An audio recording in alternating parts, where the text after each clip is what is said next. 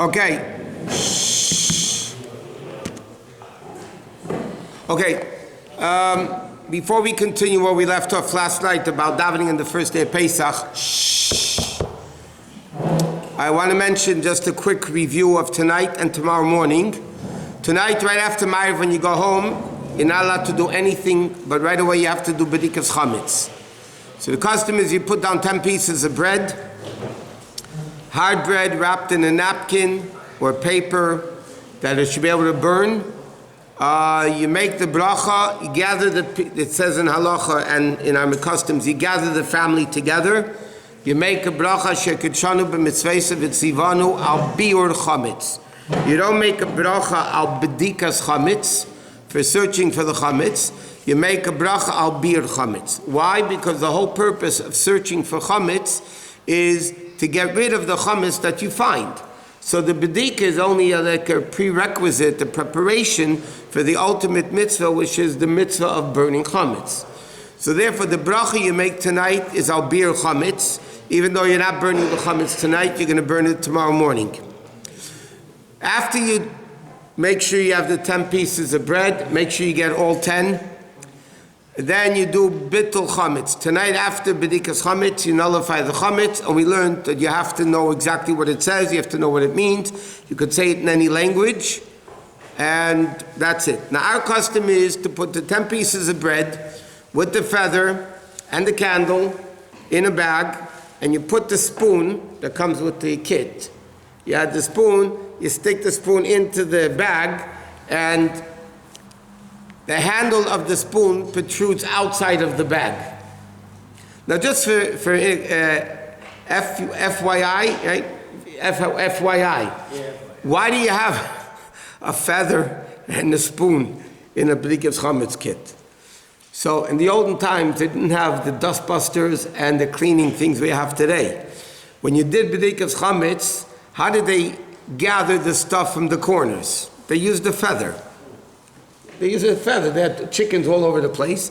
So they would take a feather and they would scoop up the chametz into the spoon, the wooden spoon, and then they put it into the bag. So that's why bedikas chametz, and this tradition, that you have a feather that you don't use, and you have a spoon that you really don't use, and the candle is preferably should be beeswax, and then you look all around the house. You have to do bedikas chametz in your cars. If you're planning to use a car during Pesach Chol HaMoed, you have to do bedikas chametz in the car because the car is a place you bring chametz into. So you have an obligation to do bedikas chametz that includes the glove compartment, the trunk, or whatever part of the car you have that you normally bring things into. So that those places need bedikas chametz. You don't need to make a separate bracha because the bracha you make in your house goes for all the other places that you're going to do bedikas chametz in. When you finish with the 10 pieces of bread, you put it into the bag. It says in halacha you have to make sure to put it in a safe place. Years ago, safe was from the mice and from the, they would schlep it all around the place. Today, safe means from your little kids that they shouldn't, or the old kids, the big babies, little babies, they shouldn't schlep it all over the place. So you have to put it away and you get ready to burn the chametz for tomorrow morning. Tomorrow morning by davening, tomorrow is, believe it or not, the shortest possible weekday davening that you can ever have. There's no mizmor l'seidah, right? Which every day you say mizmor l'seidah during the week, except Erev Yom Kippur Erev Yom Kippur, and no tachnun. Hayom Yom Shishi b'Shabbos is the shortest of all the Hayom Yom Rishon b'Shabbos, Sheni b'Shabbos. So tomorrow's davening is technically the shortest possible weekday davening that you can have if you daven the whole davening. But the whole davening, this is the shortest of all the davenings. So you leave out mizmor l'seidah. If you are a firstborn, so number one, there'll be a siyum at the 6 o'clock minyan and 7:30 minyan. There's 2 siyumim tomorrow. If you're a firstborn that needs to listen to a siyum, you're not allowed to eat or drink, can't even take a coffee, can't eat or drink anything until you hear the siyum. There are poskim that hold, interestingly, that the one who's making the siyum, he can eat and drink before the siyum. Why? Because he's definitely going to be making one. Everybody else, you might get lost on the way to shul, and you might not get to the siyum. So they're not allowed to eat or drink until they actually get there. And the custom is nobody eats it. I mean, the firstborn don't eat or drink until they listen to the siyum.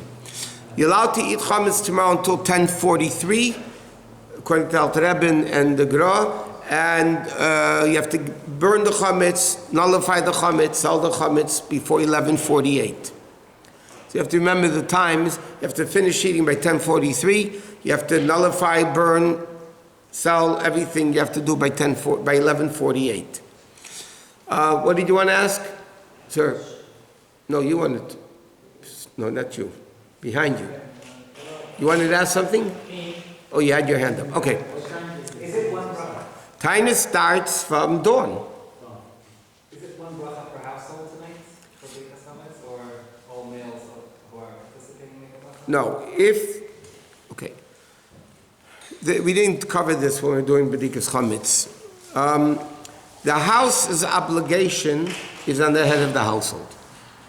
If the kids, let's say, are helping him do Bdikas Chametz, they can't make a separate bracha because they're just helping him do the Bdikas Chametz, which is his chiyuv.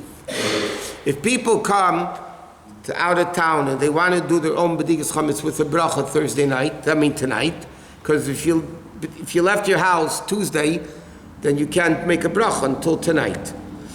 So what you could do is, let's say you're going to your parents, in-laws, kids, whatever, yeah? If you get there before Thursday night, you can give them $1, rent the room that you're staying in.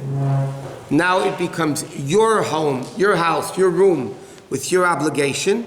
Then you can make a bracha on Bdikas Chametz in your room with 10 pieces of bread. If it's partners in the house and they all live here. If the partners in the house and they all live there and they're all Jewish, so then the custom is one person makes a brachas made to everybody else. Because the shaila is unless if they have their own room, and they have their own room, but there's a big machlekes rishonim, it's not for now. What does partnership mean? If we're a partner in a field, does it mean I have this half, you have this half? Or does it mean in every inch of the field we're both partners? There's a lot of differences in halacha, but it's not for now. So, but then I had today tons of calls about guys. They finally got to their in-laws, and it was after the zman already. It's already night. So can they rent the room? Technically, you can rent the room because once Chiyuv B'dika began, it was on the parents' Chiyuv, not on yours. So it's a whole crazy thing what to do. No, you need to actually sweep it with the feather. Why would you want to sweep it with a feather? It's the most impractical thing that works. First, I want to know another question. How many people find crumbs of chametz during Bdikas Chametz? Let me tell you what they find. They'll find a candy bar somewhere. They'll find something somewhere, that somebody forgot in the cleaning to take. I want to know today in America, who finds crumbs during Bdikas Chametz? So you don't think of the candy bar and the spoon and then the spoon in the bag. You put it straight in the bag. Don't ever use the spoon and the feather. I mean, if you want to use it, you can use it. I'm not saying it's forbidden to use it, but practically speaking, what do you use it for? Because if they don't, how can they sell Bdikas Chametz kits and make money if what are they going to sell? Just a candle? So they have to sell a spoon, and they have to sell a feather, and then they charge you $5. It's something that you could buy yourself for 25 cents, and that's it. That's how people make a living today. Yeah, okay. Okay, that's as far as tonight and tomorrow. Again, tomorrow, our custom is, starting from the morning, we don't eat any of the ingredients of the maror and chareses until from tomorrow morning through Kerech of the second Seder. One thing I do want to mention, it's very important, even though we nullify the chametz tonight, the main nullification of chametz is tomorrow by burning of the chametz. If somebody, let's say, is leaving early to work, and they're going to burn the chametz early, but they're planning to still to eat chametz, then they cannot nullify the chametz then, because if they nullify the chametz then, how can they eat it? So therefore what they need to do is they could burn the chametz, but they should nullify it again before this man when they're finished with the chametz and everything is done. And one second, another important din is if you want to get a haircut or cut your nails tomorrow, it should be done before midday. If somebody didn't, why isn't this working? Weiß ich nicht.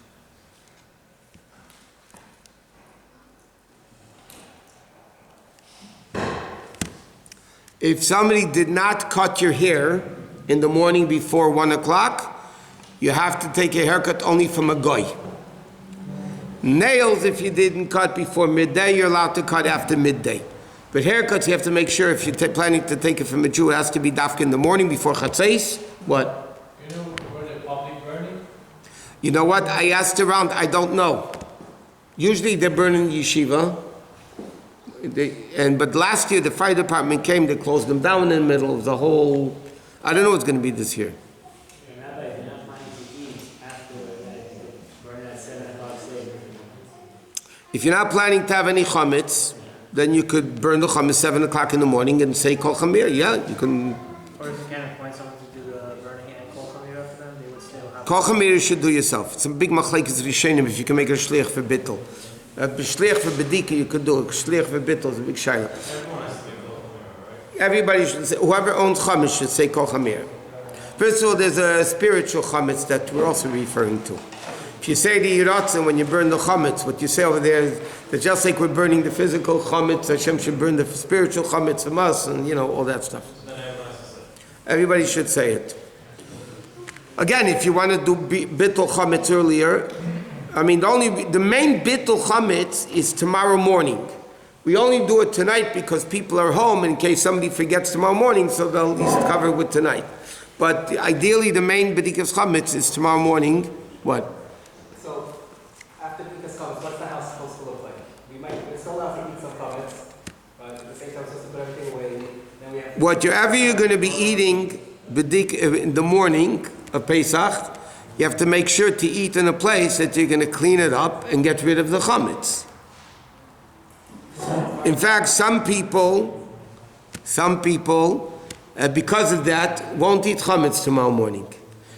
In Poskim, it's brought down, many Poskim bring down that there's an inyan to eat chametz at a Pesach in the morning.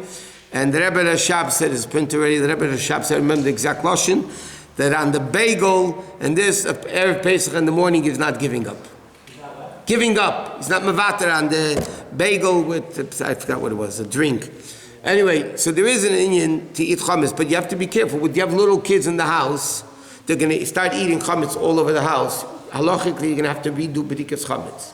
in the courtyard, the parking, the driveway. Courtyard is not so pashut. The reason why you don't have to do b'dikas chametz in the courtyard, the Gemara says, is because it's svek. It's a double doubt. Maybe there's no chametz, maybe there is chametz. And if there's chametz, maybe a bird ate it. But if you know for sure there's chametz in the courtyard, there's only one suffix. So the Gemara says in Pesachim that it's only a svek, that's why you don't have to do b'dikas chametz. Away all the mashke, perfume. No, This has to be done tonight for b'dikas chametz or before this month? it should be done before the Zman. Yep. Before the Zman of Hanos Chametz. Before 11:48 LA time. Okay, Machat Shin Samay Samay Mechebe B'Mayim Kim Shivla Gal Teira B'Chana Gashemed Lazar B'Chozak Srol Fikar Hibbel Am Termish Namad Adina Ochavik